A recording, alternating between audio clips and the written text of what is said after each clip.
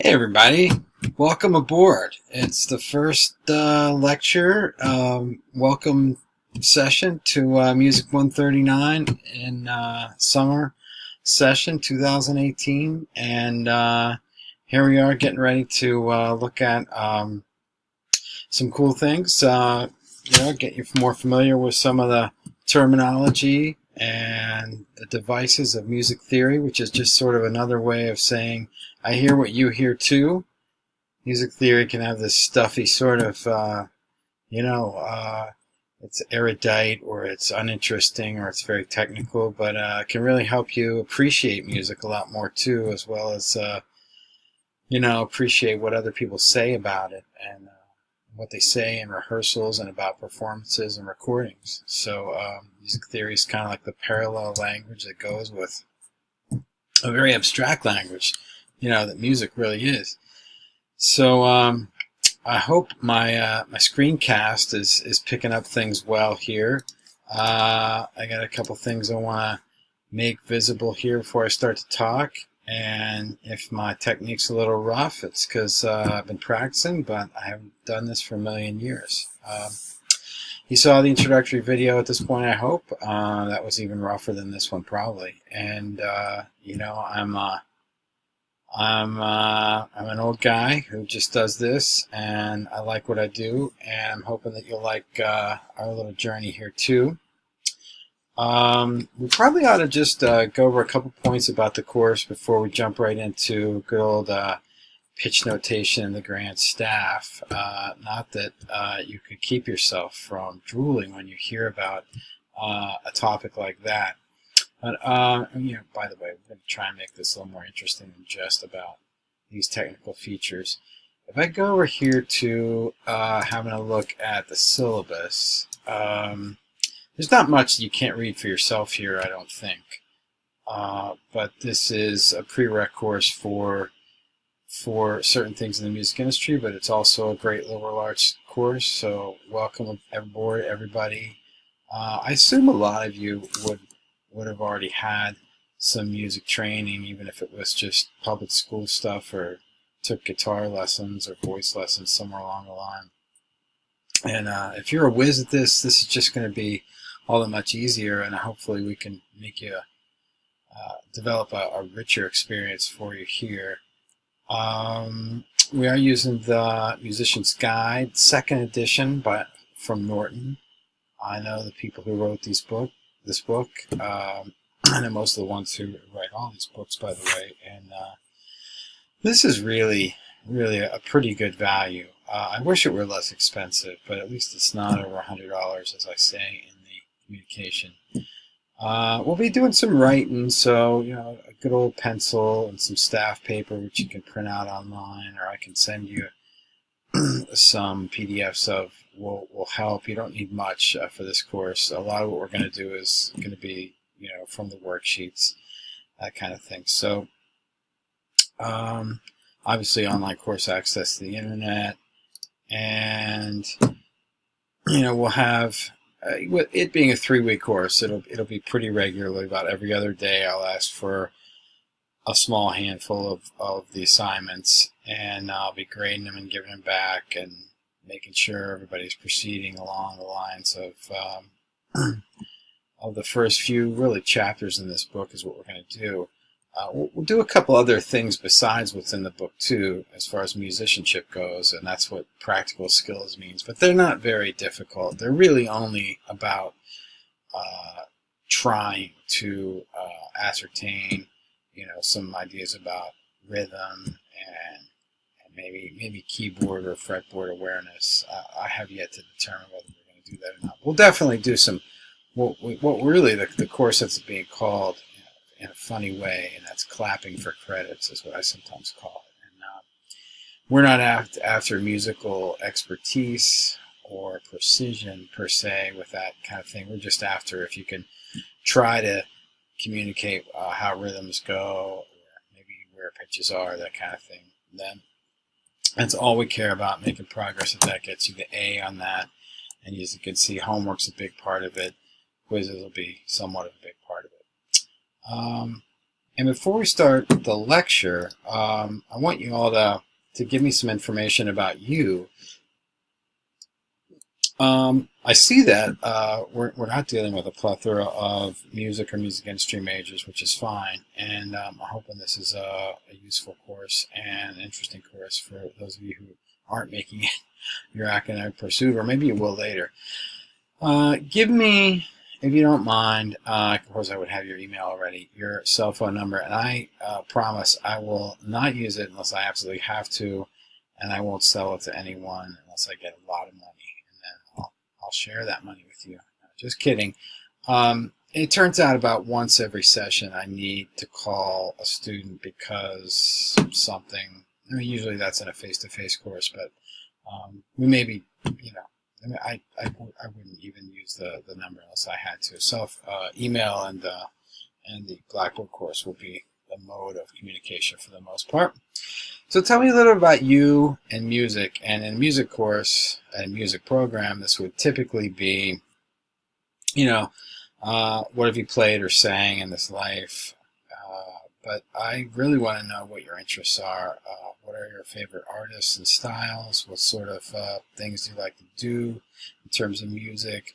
Have you been to any interesting shows or going to any this summer? Are you a producer? Are you interested in production? Do you follow producers, digital musicians, people who who make beats, that kind of thing? Write scores, write game soundtracks, that kind of thing. It's often a music industry major who will use this course as a prereq, so that's where this question comes from. But I like to ask everybody. I'm more of a musician than a music industry person, a music theorist, that is. So, is there a music industry issue of note that's late breaking, or is one of your pet peeves, or something that you think is going to be influential and important to the music industry and to the way we consume music or make music? I'd like to know that. I don't know if you can see well enough from the screenshot, but I like food. If I were standing up, you could see that even better. And I always ask students, especially if they've been in the town of Oneonta any length of time, what their favorite Oneonta pizza slice is. It's always a changing landscape, an interesting one. Or is there some other notable culinary item that you would recommend or even recommend against? It's always fun to talk about. It just gives us something to get to know each other by. And I don't know if will have you engage in a forum about this. I may at some point. Yeah, it does sort of make the online class a little bit more human when we do that kind of thing. So let's go right to some of the lecture items now, and I'll save the liberal arts digressions for when I do that. Let me hide this here. And you see that in the Norton book on this chapter, they start off talking about some things that are pretty easy to understand. I'm hoping, at any rate. Make this a little bit bigger here. They give you a little tune.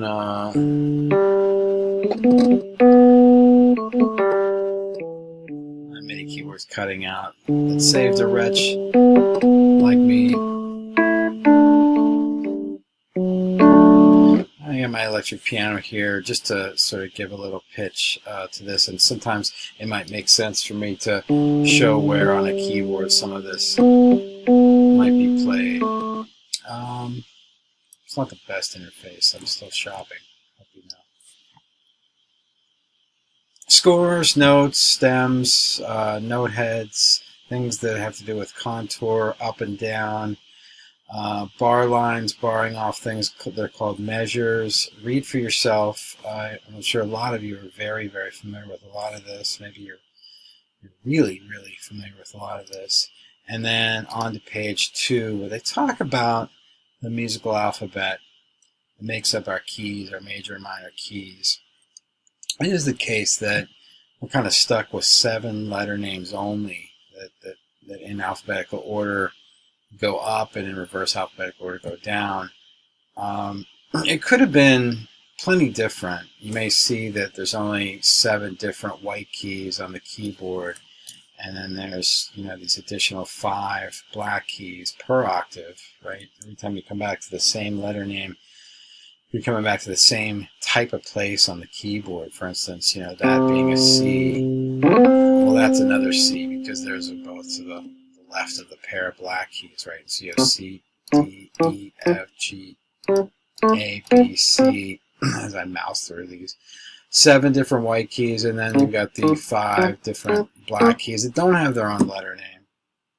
More about the keyboard here in a minute, but suffice it to say, the only confusing thing about the musical alphabet is how we measure places between the notes, and that comes about sooner or later. So they get to it right away, though, here.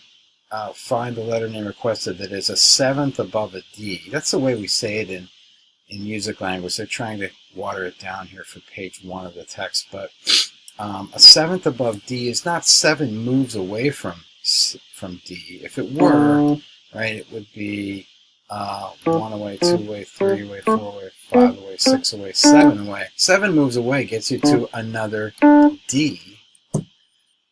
This is the problem. Music math is different than real-world math. In real-world math, you may know, as you start to measure these distances, that we call intervals. And we have intervals, you know, in real-world measurement too, such as things like inches or miles or intervals of time for that matter. Space and time, either one, right? But when we do that in the real world, we take the beginning point to be 0. I call it the edge of the ruler. Or if you're on a hiking trail, right? You're at the trailhead, and it's a 3-mile loop, right? You get to mile markers 1, then 2, then 3, and you're probably back to the trailhead if it's only a 3-mile loop. But, you know, when you're standing at the trailhead and you're beginning the hike, you're at mile marker what? You're at mile marker 0, right? Not so in music. If I want to know a 7th above a D, and here's my D here, or if I found it on a staff, I consider that to be 1, because what I'm trying to do in music is find the 7th degree of a music scale above C. So I go 1, 2, if it's D major, 3, 4, 5, 6, and then 7 would be some kind of C. It would be C sharp if it were D major, right? C natural if it were D minor, D mixolydian, D major altered somehow. So it doesn't matter. It's still alphabetical in terms of places of a scale starting with the 1 as the starting point. So a 7 above D could be thought of as 6 away from D in the real world sense, but we just call it a 7th above D, which equals C. So as you do these triads, which they have the answers for, I think later on in the book, you may be able to see, I think I can move this, I haven't written anything here yet, but you can see that, I think all the triad answers are, let me give it, no, the triad answers. The pliant answers are, is that the, here we go. The triad answers are Appendix 1. The applied answers are Appendix 3. And then you don't get the answers for the worksheets, which are at the end of each chapter. And we're going to aim toward, for this first unit, maybe just for this video, doing 1.1. But I'll be back to give you another installment, and we'll have you look at 1.2 and 3. And I don't think that'll be too difficult. Let's talk about what's going to go into some of these. A 5th above an E would be what? You can just do it on your hand if you want. If I wanted to say E is, or a 5th above A, excuse me, I already answered the question. 5th above A, B, C, D, E. That's what you have to do. Just make sure you start with A equals 1. I can find it on a staff easy enough. I could find it here. Here's above the A is 1, 2B, 3B, C, 4D, 5E. All right. So when you get that thing that's known as a musical 5th. All right. Same thing with the one before it. The 7th above a D is that 7th like that, and it's a very charismatic interval, makes for something called a dominant seventh